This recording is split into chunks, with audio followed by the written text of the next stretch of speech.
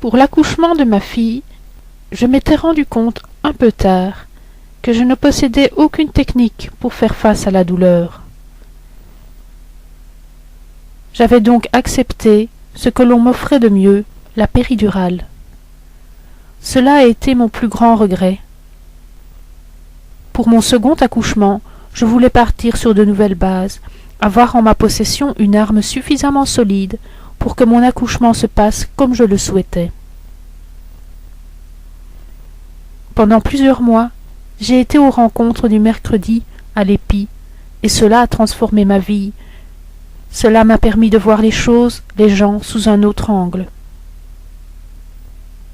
Je ne vais pas vous raconter le travail que j'ai fait durant ces 6 mois.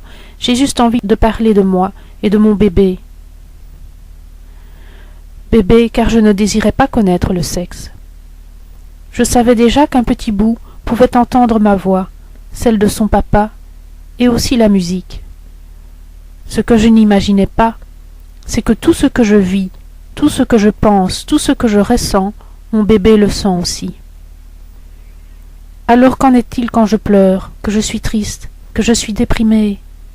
N'est-il pas injuste que cet être si petit vive déjà des moments pareils? Et c'est là que le travail à l'Épi prend tout son sens.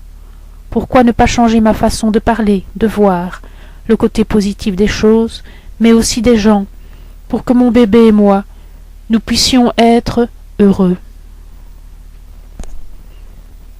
Ce n'est ni utopique, ni se mettre des œillères, ni faire partie d'une secte que de penser positif. C'est tout simplement plus intelligent. Notre vie, notre santé n'en sera que meilleure, et je pense que cela donne un merveilleux départ à ma progéniture. Samedi 4 juin à 8 heures, première petite sensation. Je passais la journée chez ma maman avec ma fille. Les contractions se faisaient légères, par moments plus importantes puis s'arrêtaient.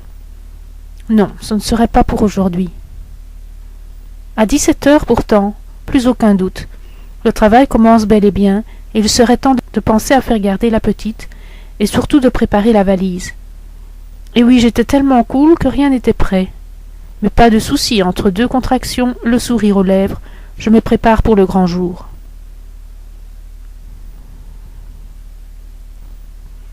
Je n'ai pas vécu d'accouchement dans l'eau, ni même dans mon lit à la maison, ni dans une voiture. Cela s'est passé uniquement comme je le souhaitais. Je n'ai pensé qu'à mon petit loup et à moi. À refaire, je me souhaite la même chose. Je recommence quand vous voulez.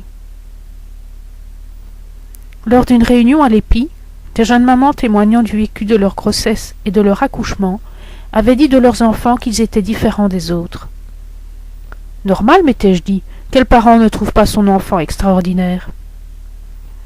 Et pourtant, ce n'est peut-être qu'un hasard, lors d'une visite chez un ostéopathe pour voir si tout allait bien, celui-ci m'a déclaré « Ce petit, c'est comme un vieil arbre, il respire la sagesse, la tranquillité. » Je ne sais pas vous, mais pour moi, le hasard n'existe pas.